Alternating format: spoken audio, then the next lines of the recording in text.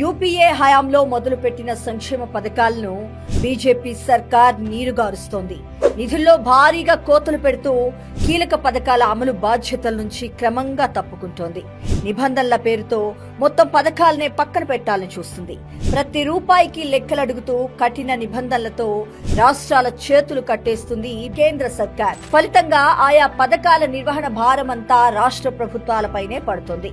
మహాత్మా గాంధీ జాతీయ ఉపాధి హామీ పథకం పేరును బీబీజీ రామ్జీగా మార్చిన కేంద్ర ప్రభుత్వం కేవలం పేరులోనే కాదు, పథకంలోనూ సమూల మార్పులు చేసింది.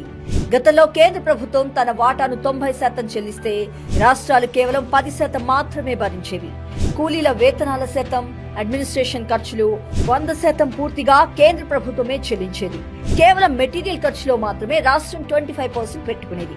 కానీ కొత్తగా తెచ్చిన ఈ బీబీజీ రామ్జీ స్కీమ్ కింద వేతనాలు, మెటీరియల్, అడ్మినిస్ట్రేషన్ అనే తేడా లేకుండా మొత్తం ఖర్చులో కేంద్రం రాష్ట్రం వాటా 60:40 నిష్పత్తిలో భరించాలని స్పష్టం చేసింది.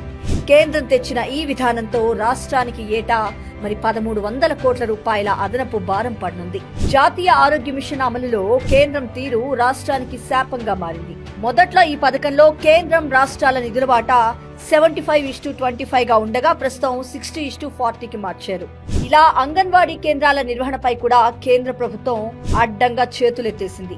గతంలో 90% నిధులు మాత్రమే కేంద్రం భరించగా ఇప్పుడు ఆ వాటాను 60%కి తగ్గించేసింది.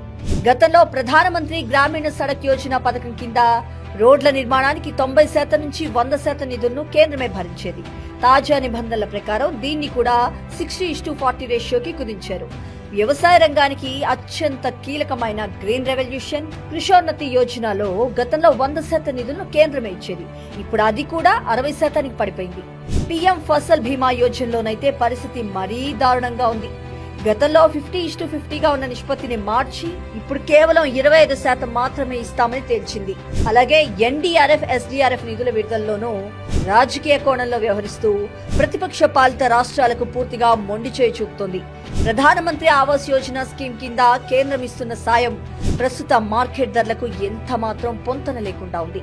సిమెంటు, ఇసుక, ఇనుము ధరలు ఆకాశాన్ని తాకుతున్నా కేంద్రం ఇచ్చే యూనిట్ కాస్ట్ అర్బన్ లో 1.5 లక్షలు, ఇటు రూరల్లో 72,000 మాత్రమే ఇస్తుంది. మొత్తంగా చూస్తే కేంద్రం నుంచి రాష్ట్రానికి వచ్చే నిధులు క్రమంగా పడిపోతున్నాయి. ఇది రాష్ట్ర అభివృద్ధి పనులపై తీవ్ర ప్రభావం చూపుతుంది. కేంద్రం విధిస్తున్న ఈ ఆర్థిక ఆంక్షలు, నిధుల కోతలు రాష్ట్ర ప్రగతికి సంకెళ్లుగా మారుతున్నాయి. ఫెడరలిజం స్ఫూర్తిని దెబ్బతీసేలా ఉన్న ఈ విధానాలను మార్చాలి. రాష్ట్రం ఎన్నిసార్లు మొరపెట్టుకున్నా కేంద్రం నుంచి సానుకూల స్పందన రావడం లేదు సరికదా, మొత్తం పథకాల తీరునే మార్చేయడంపై తీవ్ర విమర్శలు వెల్లువెత్తుతున్నాయి. ఇలా సంక్షేమ పథకాలన్నింట్లోనూ కేంద్రం కోత విధించి రాష్ట్రంపై పెను భారం మోపింది.